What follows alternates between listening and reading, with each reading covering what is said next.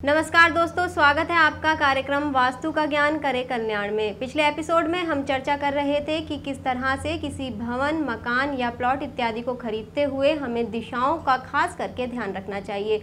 इसी क्रम में हम फिर से शामिल हो रहे हैं चर्चा में और इस तमाम जानकारी को हमारे साथ लेकर आ रहे हैं आचार्य नरेंद्र बंसल जी।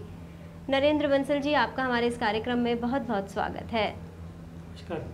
पिछले अंक में आपने हमें बताया कि जो टोटल दिशाएं हैं वो 10 होती हैं और उस चर्चा को हम समय के अभाव में कंटिन्यू नहीं कर पा रहे थे। उसी दिशाओं के ज्ञान को आगे बढ़ाना चाहेंगे हम इस एपिसोड में। तो मैं सबसे पहले आपसे ये जानना चाहूँगी कि जो ये दिशाएं होती हैं, जो 10 दिशाएं हमने पिछले एपिसोड में जानी थी, उनके जो दिशाओं में देवता हैं वो कौन कौन से होते हैं, उनके ग्रह कौन से होते हैं और कौन कौन से एलिमेंट्स होते हैं।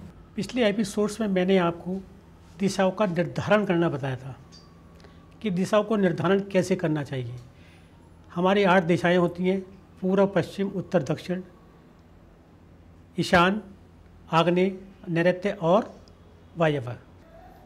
अब हम आपको बताने जा रहे हैं कि इन दिशाओं के कौन कौन तो इनके देवता होते हैं, इनके कौन कौन से ग्रह होते हैं और इनका कौन कौन सा एलिमेंट्स है। सर्वप्रथम हम लेते हैं नॉर्थ दिशा को, उत्तरी दिशा को। उत्तरी दिशा के स्वामी हैं कुबेर देव, जो धन के कारक ग्रह हैं और इसके जो प्लैनेट हैं वो हैं बुध।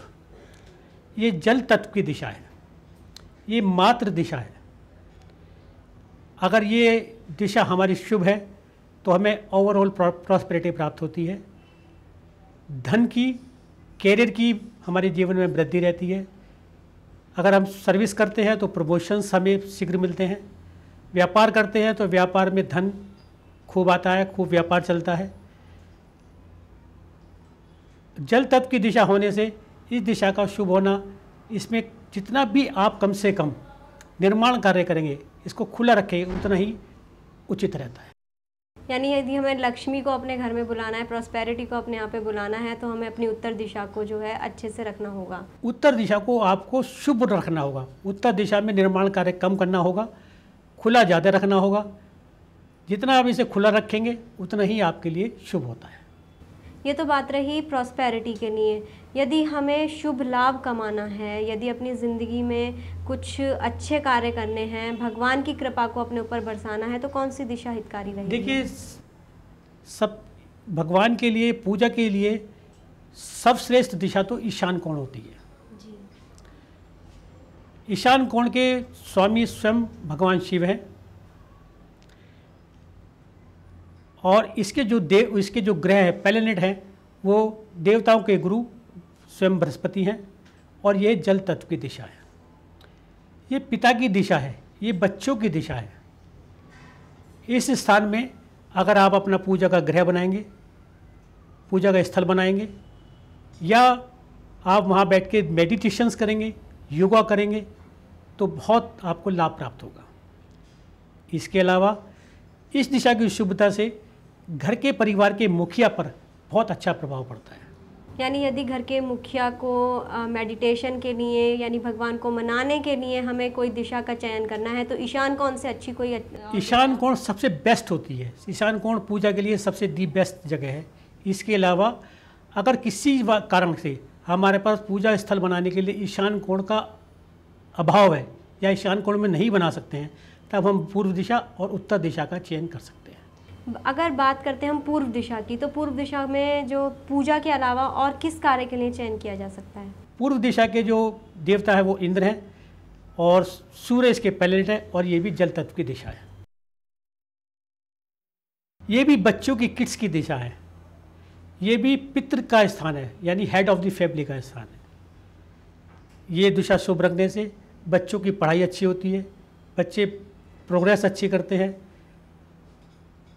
हेड ऑफ द फैमिली का व्यापार अच्छा चलता है, या अगर वो सर्विस में है तो उसकी सर्विस में उसको वृद्धि होती है। पूर्व दिशा को, पूर्व दिशा मैंने आपको बताया, नॉर्थ, ईशान कोण और पूर्व दिशा, ये तीनों दिशाएं शुभ दिशाएं हैं। यदि मान लीजिए कि किसी इन 3 दिशाओं में कोई दोष है, तो ऐसे में क्या करके इनसे लाभ पाया जा सकता है? क्या करके, छोटी सी कोई ऐसा उपाय किया जा सकता है जो इससे लाभ मिल सके? देखिए, उपाय तो सिचुएशन को, स्थिति को देखकर ही हम लोग बताते हैं कि वहाँ पर कौन सा उपाय, कौन सा उचित रहेगा। सबसे अच्छा ये रहता है कि ईशान कोण को, पूर्व दिशा को, उत्तर की दिशा को, इसे जितनी खुली रखें उतना ही अच्छा रहता है। इसमें आपको निर्माण कार्य करना हो तो हल्का निर्माण कार्य करें, भारी निर्माण कार्य ना करें। भारी निर्माण करने के लिए दूसरी दिशाएं हमारे पास हैं। इस दिशा में खुला रखना, इसमें बाग बगीचा लगाना, गार्डनिंग करना, इन दिशाओं में बहुत शुभ होता है। इसके बाद आप कौन सी दिशा लेने जा रहे हैं? इसके बाद लेते हम साउथ ईस्ट की, जिसे आग्नेय दिशा बोलते हैं। जिसके नाम से ही आप पहचान रहे हैं, इसके स्वामी हैं अग्निदेव। तो क्या ये कोई उग्र रूप है दिशा का? नहीं, उग्र रूप नहीं है। हर दिशा कोई भी दिशा कोई उग्र रूप नहीं लिए हुए है। सब दिशाएं शुभ होती हैं। ये सब दिशाओं से हमें कुछ ना कुछ प्राप्त होता है। जैसे मैंने आपको बताया, ये अग्निदेव की दिशा है। इसके प्लैनेट है वो शुक्र है, और इसकी जो तत्व है वो फायर एलिमेंट है, यानी अग्नि है। अग्नि से ही हमारे घर में मतलब खाना बनता है। ये किचन के लिए बहुत सर्वश्रेष्ठ दिशा है। अगर हमारी फैक्ट्री है तो इसमें हम अपने बॉयलर्स लगा सकते हैं। अपने जितनी भी पावर सप्लाई जो फैक्ट्री में होती है उसके सारे इंस्ट्रूमेंट्स यहाँ पर लगाने चाहिए। शुक्र, क्योंकि इस दिशा के ग्रह स्वामी है। शुक्र सबसे बढ़िया ग्रह है। मुझे सबसे ज़्यादा अच्छा शुक्र लगता है। आप कहेंगे क्यों लगता है? क्योंकि शुक्र जो है वो प्रॉस्पेरिटी देता है जी। सबसे ज़्यादा मतलब शुक्र ही हमको लग्जीरियस लाइफ देता है। लग्जीरियस लाइफ से तात्पर्य है कि आपको अच्छा खाना, अच्छा पहनना, अच्छे मतलब 4 व्हीलर्स में घूमना, अच्छे होटल्स में रहना, एरोप्लेन्स में घूमना, ये सब लग्जीरियस लाइफ में आता है। ये सब शुक्र देता है। इसके स्वामी स्वयं शुक्र हैं, तो ये हमें लग्जीरियस लाइफ देते हैं। ये बहुत ही अच्छी दिशा है। मेरे हिसाब से कोई भी दिशा अशुभ नहीं होती। सब दिशाएं शुभ होती हैं और सभी दिशाएं हमें कुछ ना कुछ देती ही हैं। यानी अग्नि से जुड़े हुए जो कार्य हैं, ये ऊर्जा से जुड़े हुए जो कार्य हैं, वो आग्नेय कोण में रखने के जो कार्य हैं, बिल्कुल सही कहा आपने। उनसे उचित जो है वो बिल्कुल सही कहा। जितने भी अग्नि से जुड़े हुए कार्य हैं इसी दिशा में हमें करने चाहिए। गुरुजी, अगले एपिसोड में इस तमाम जानकारी को, दिशाओं से जुड़ी हुई अमूल्य जानकारी को हम यूं ही जारी रखेंगे। फिलहाल इस अमूल्य जानकारी के लिए आपका बहुत बहुत शुक्रिया।